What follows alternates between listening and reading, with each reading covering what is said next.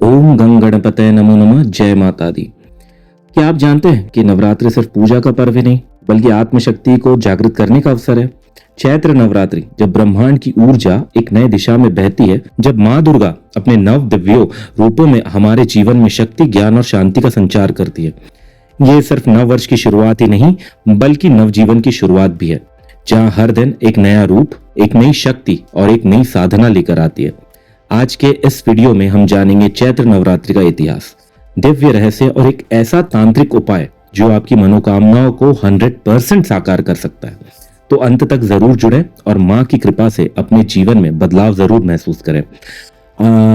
और भी वेद ज्ञान से भरा ज्ञान लेने के लिए इस चैनल को जरूर सब्सक्राइब करें और वीडियो को अंत तक देखें।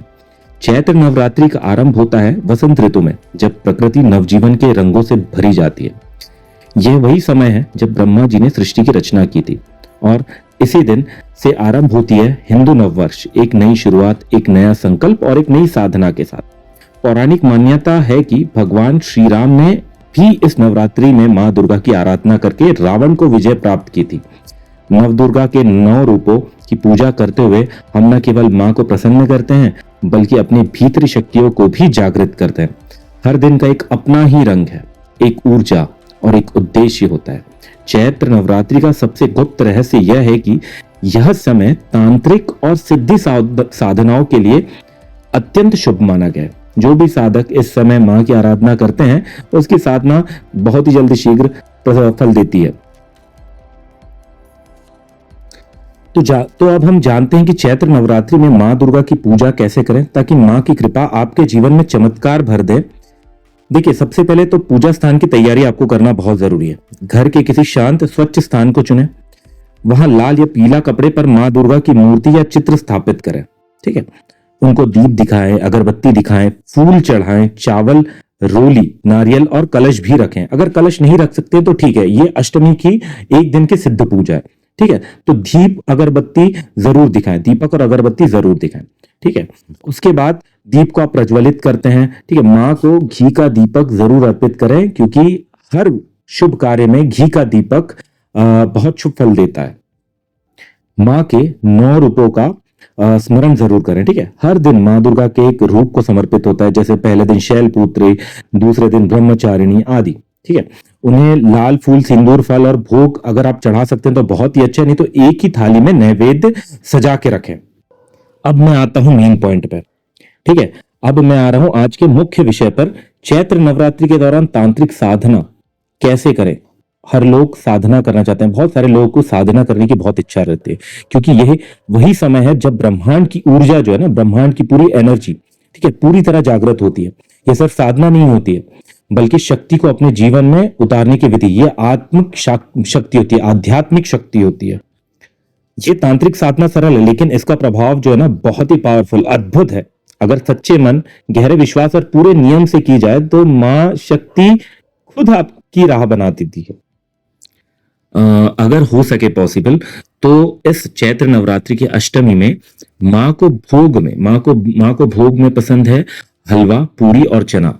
अगर आप नवकन्या को खिलाने में असमर्थ हैं तो कम से कम एक थाल में ये तीनों चीज और साथ में एक मिष्ठान रख के, मिष्ठान कुछ भी रख सकते हैं आप, मिठाई रख सकते हैं या खीर रख सकते हैं ना, पायसम रख सकते हैं। ठीक है, ये सजा के उनके सामने भोग नैवेद्य अर्पित करें, ये बहुत जरूरी है। उसके बाद क्या करना है, उसके बाद आपने धूप दीप दे दिया। अब जो मैं आपको बता रहा हूं मंत्र, उसको थोड़ा सा ध्यान से सुनिएगा।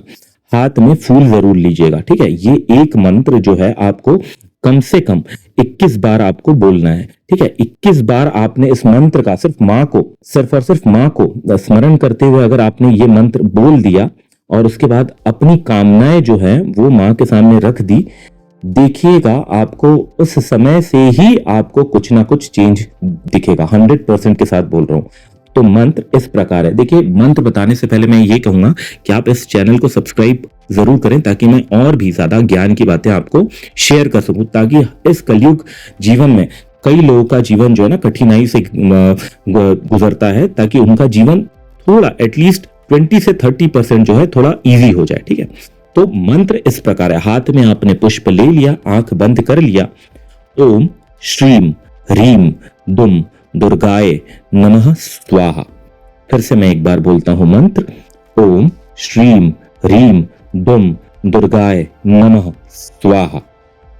ये मंत्र आपको 21 बार बोलना है, ठीक है। 21 बार जाप, एक छोटा सा सरल सा जाप है। 21 बार आपने ये जाप करते हुए, माँ को स्मरण करते हुए, आपने पुष्प हाथ में रखते हुए ये मंत्र आपने बोल दिया। उसके बाद माँ को आपने पुष्प चढ़ाने से पहले जब आपने मंत्र बोल दिया तो आपकी कामना माँ के पास रखें और लास्ट में ये जरूर कहें कि माँ जो भी भूल चूक हुई है मेरे जीवन में उसको क्षमा करके मुझे सद्बुद्धि जरूर प्रदान करे। अपनी कामना तो आप बोलेंगे ही, ठीक है, आपको प्रेम धन सब कुछ मिलेगा, बट ये जरूर बोलें कि जो भी भूल चूक हुई है मेरे जीवन में उसे मुझे क्षमा जरूर करें, ठीक है, और मेरे जीवन को सरल और सफल बनाए।